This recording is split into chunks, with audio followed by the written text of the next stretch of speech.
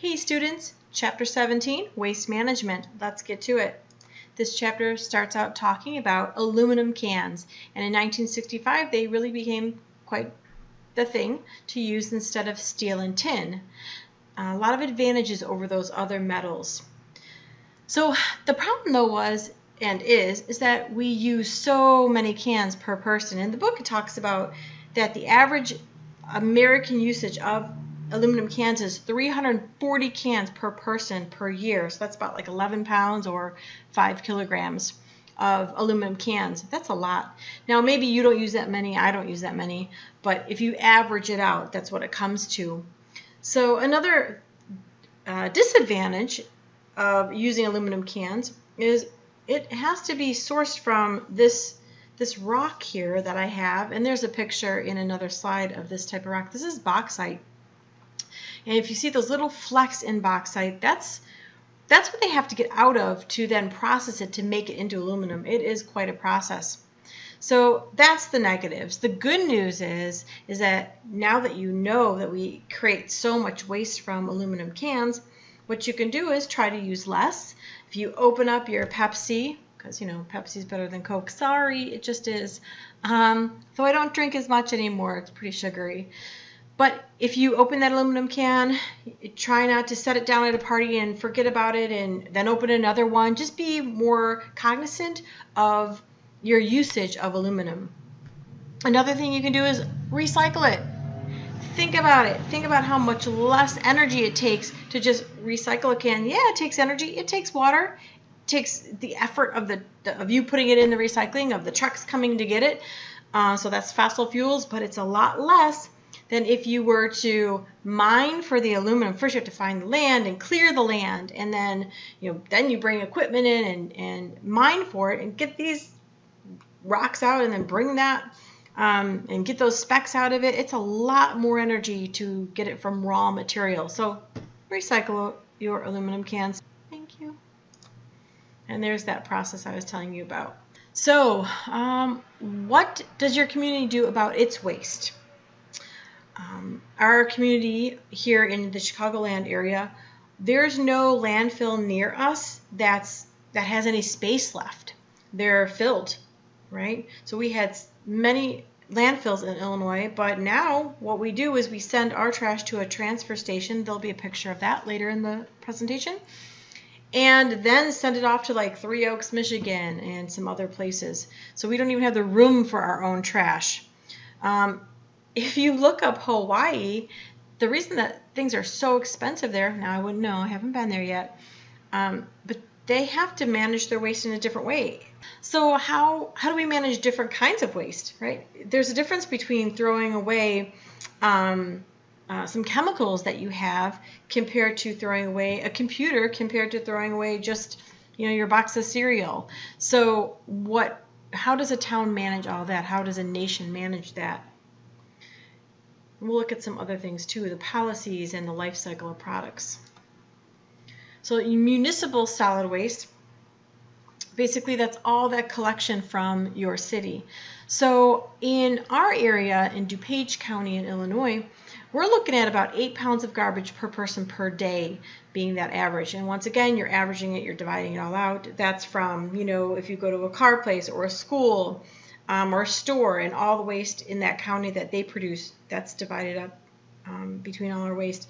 And what about our electricity usage? If you're using, if your city gets the electricity from coal, now you have all the coal ash, right? There's different waste associated with using electricity as well. What's amazing to me is that most of what is in a landfill, what goes to a landfill, and is paper.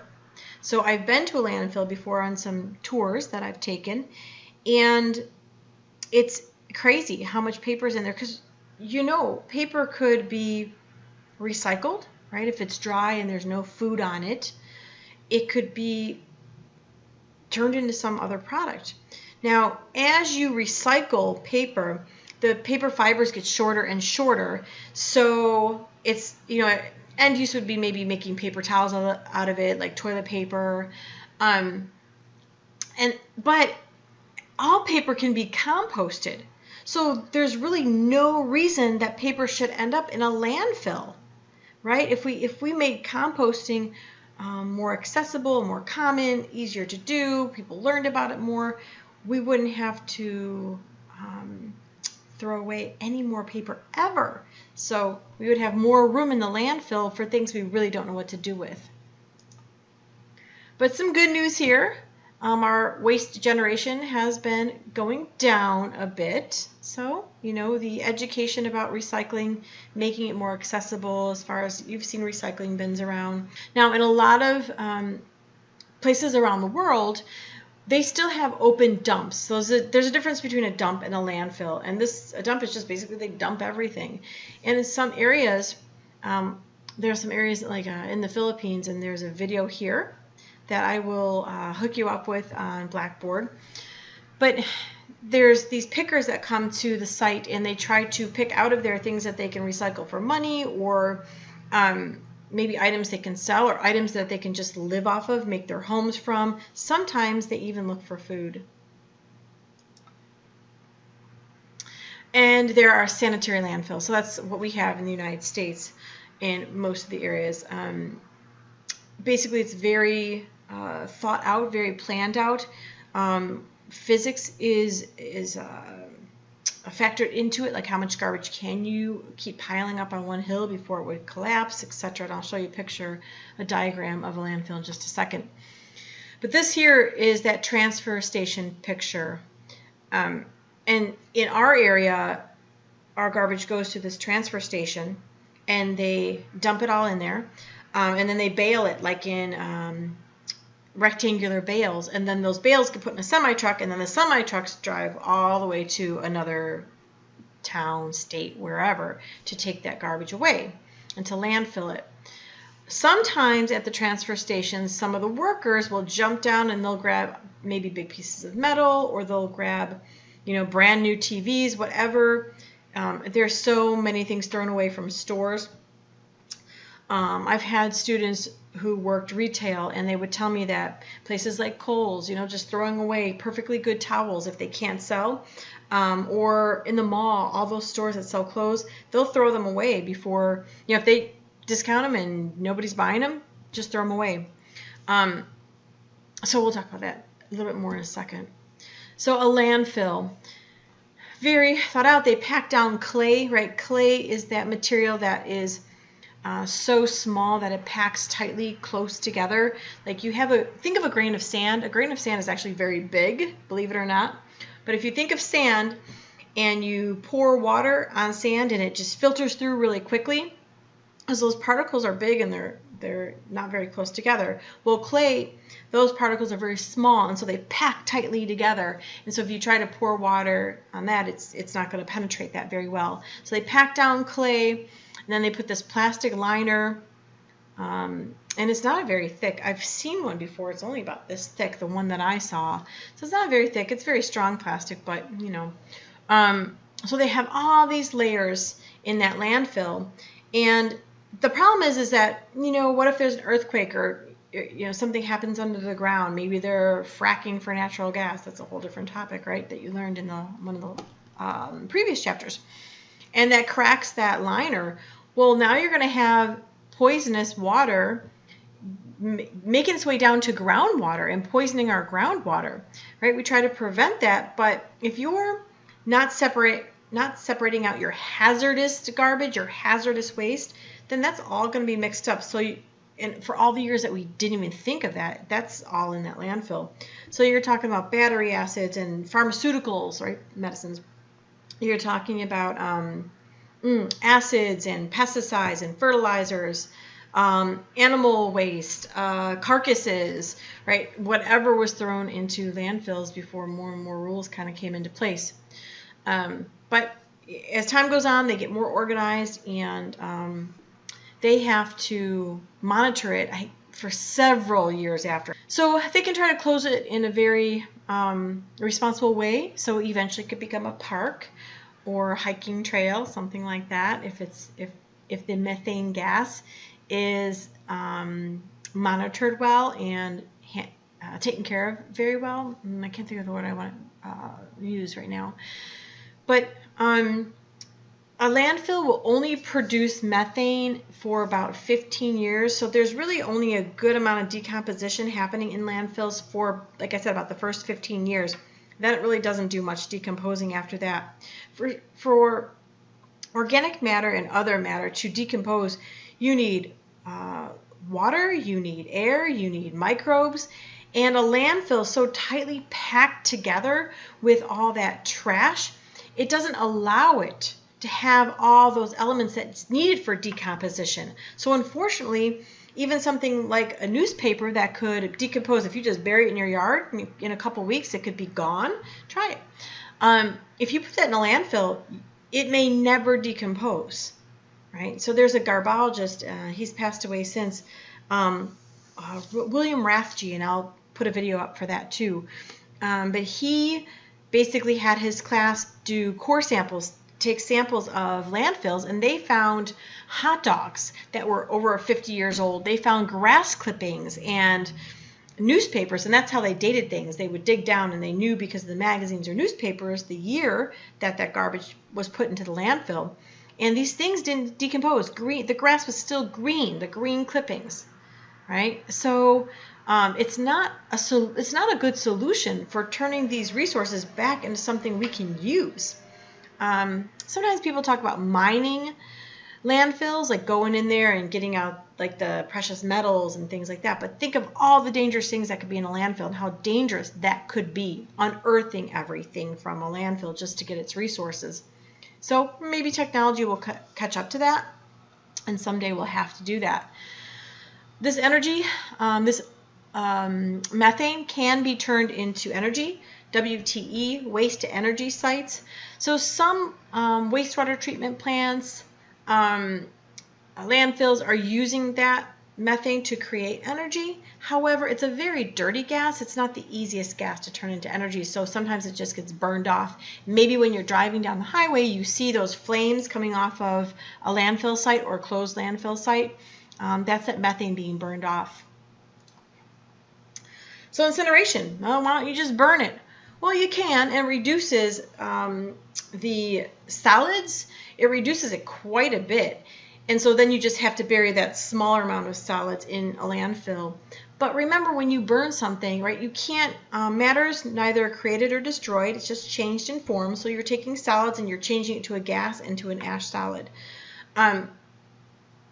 So if you don't have the proper scrubbers and filters, that's the way they clean the pollutant, the effluent, what's coming out of the smokestack.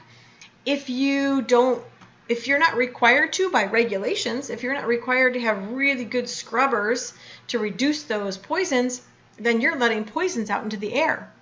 So that's why I'm a proponent of regulations like that, because I want clean air. The good thing about incineration, though, is some of our poison things, like the pharmaceuticals, with high temperatures, that stuff can be broken down and into less harmful poisons, I guess you would say. So incineration is one thought, and you can get energy from that. You can do that waste to energy with incineration as well. So, and here's just a picture of it. You can stop there and look if you want. So industrial solid waste. So that's the trash from petroleum, oil companies, from pesticide manufacturing, right? That industrial solid waste. So what is that waste stream? We have to think about, can we reduce the pollution all along the stream of creating that product? Not just at the end, but through the whole process. Where can you look and reduce the amount of pollution or toxins that get released in the manufacturing of that product? Hazardous waste. We are fortunate in this area. We have the Naperville Hazardous Waste facility, and we can bring a lot of our household hazardous waste to that facility. It's for not only residents of Naperville, but the neighboring towns as well. So we are lucky for that. And they will then put it in a safer place in a landfill. They'll cement it off. And here's a picture of a facility that collects hazardous waste, and you can kind of see from this picture all the different things. You may have things in your own home So a couple things to keep yourself safe. Try to really think about what you need before you buy it. I am so guilty of buying the wrong thing. So really think about that. Look at the ingredients. Look to see, do you really want this particular chemical? So I will link the hazardous waste site that I'm close to, and you can also look on your town's website to see if you have one near you. I don't know if any of you remember the 1989 Exxon Valdez oil spill. It was a tanker ship that ran into something and created a massive oil catastrophe, killing so many of the wildlife in the area. I will put a map up of the area that it impacted. So this here, these guys are spraying nutrients to try to get the microbes in the area to grow, because some bacteria can break down petroleum oil products. So that's what they're trying to do in that picture. Biomedical waste, I already talked a little bit about that, but think about all the things in the hospital. You know, blood and things from cancer treatments, right? So you have some that are actually have radioactive qualities to them that will last a long time and emit radiation as they start to decay. So we really have to think about how to dispose of this stuff safely and to be very careful around it. You probably recognize that. Hopefully all our sharps are making it into a safe container like this, but I've been on walks before and I've seen needles out. Probably some drug use going on, right? And they can be very dangerous for, or even if we throw it in our regular garbage, like if you're diabetic and you have to use needles or whatever you have to do at home, fertility treatments, I'm not sure what. You got to be careful because somebody's going to be taking that trash, and we don't want to harm our garbage collectors either. So we really need to be responsible with how we get rid of these things. E-waste, this huge one now. Now we talked about in another video about planned obsolescence. When manufacturers, they design our products so that they actually will break. They will last maybe, I don't know, 3-5 years, whatever they plan for that item, let's say a toaster. And after that, those engineers plan it so something on it will go wrong, so it breaks, so you have to buy a new one. But it lasted long enough so you're like, hey, I think I'd like that brand. It lasted a whole 5 years, and then you buy that brand again. Well, where do you think all this trash goes? And then you have perceived obsolescence and a little bit of planned with computers and cell phones, right? If you're made to think that you are out of style if you still have your flip phone or whatever it is. I think I have an old cracked iPhone. I want to say it's a 6. I don't know. I'm still using it. It was a hand-me-down. I have another one waiting for me to switch my phone over. Just have to do it. But that was another hand-me-down. Same thing. iPhone 6. I could care less. But maybe cell phones are your thing and technology is your jam. So I can't deny you going to get that new phone. But then take that old phone. Don't just throw it away. Do something responsible with it. There are places that will take them. I know an environmental not-for-profit, Scarce in Glen Ellen, Illinois, that will take them and they can get money back from them, that goes toward their not-for-profit. Or, give it to a friend, or go to an electronic recycling event and get rid of that in a responsible way. There are also some laws in some states. We have laws here now that you're not supposed to put any electronic waste in the garbage. So you're supposed to take it to an electronic waste facility. You have to look that stuff up. So you might say, well, I could just hide my computer in the trash. No one's going to find it. Okay, great. Well, maybe your garbage collector then, they're the ones that get the fine because of all this electronic waste. Well, what are they going to do to your prices? Your prices are going to go up if they have to deal with it. So we think we're being clever sometimes and skirting around rules and regulations, but we're just actually pumping up prices somewhere else. What else can I tell you? Ooh, there you go. lots of trash, e-waste. Sometimes that stuff ends up in third world countries. We, on the sly, send it there by saying it's secondhand goods, like almost like thrift shop goods, and it's just junk for those countries. Sometimes they'll melt it down and they'll get out the copper or the gold, and so they can sell it, but they are melting it down out, like they're getting poisoned by it, right? And they're in their bare feet and whatever. I have some videos, I'll hook you up with those. They're really sad. But they're basically getting poisoned by our end product, right? It's not being recycled into something new here. It's going to third world countries where it's being taken apart in very dangerous ways. So are we responsible for that? Ethically? Are you responsible for what happens to your computer, your phone? Ethically, is the company that makes those, should they be required to have an end idea to take back that product? Okay, and we'll talk about that in a second. Radioactive waste, I already kind of talked to you about that. Just packing away the high-level radioactive waste from like nuclear power. There's some plans like out in, I want to say it's Nevada, Yucca Mountain, that we can like ship all the nuclear waste there. But here's the problem. Nobody wants that traveling through their state. So they don't want a train full of nuclear waste coming through their state. That's a perfect, target for terrorists, or just, we've seen plane crashes, that too. We've seen train crashes.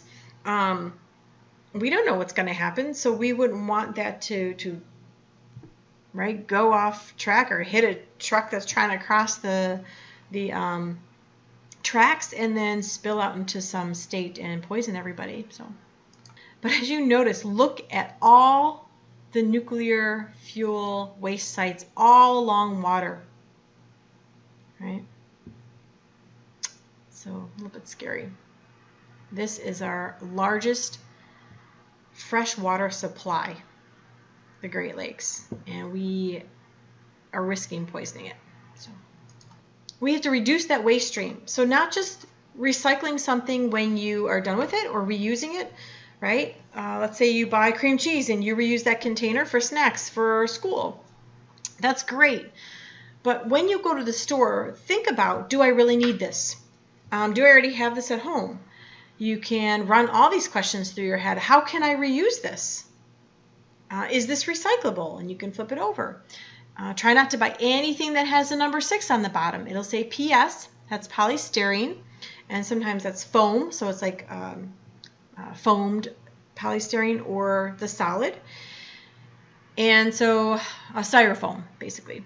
So try not to buy any of that kind of stuff because you can't recycle it. Even if there are a few facilities that do it, all plastics, when melted back down, especially that one, are so poisonous that it's better to just reduce, reuse before recycling. So rethink before you go. Anyway, so yeah, but there is hope. I know there's a lot of bad things, but I swear to you, if you think the small things you do, like recycling a can or buying something from a thrift shop instead of a regular store. Here's the thing, that there are so many people doing those small things, it really does add up. But I think the bigger impact is when you do that, some child is watching you, whether it's your child or your niece or your nephew or some kid down the road who sees you pick up a piece of garbage and throw it in the garbage, or pick up an aluminum can that somebody just threw down and you put it in the recycling. That child, or maybe even you're going to be that future CEO, or you're going to have you're going to build a company, whatever you're going to do, and now you're a decision maker. And those bigger decisions, when you can make decisions about something that impacts so many people because you own a business, or that child grew up to own a business, that's where the real changes are going to take place, and we need that. So every time you do something, I especially try to do that when I do see children, right? Now, I'll pick up trash, but I'm getting a little tired of picking up everybody's trash, honestly. But if I'm walking, and especially if I see a piece of trash and I see, maybe a child in the parking lot as well with their mom or dad, I'm in their eyesight, I definitely pick up that piece of trash that day. Now with when you think about germs and everything, you just have to think, well, I'll just wash my hands after I pick that up. So anyway, reduce, reuse, recycle, rethink, all that stuff. But look, woohoo, recycling rate's going up. So hopefully everybody's learning. And that whole idea of a life cycle. What is the life cycle of a product? Can we turn something into something new? Like I said, a lot less energy to make that can into another can again, rather than mining for this. Look at this responsible lady. She's recycling.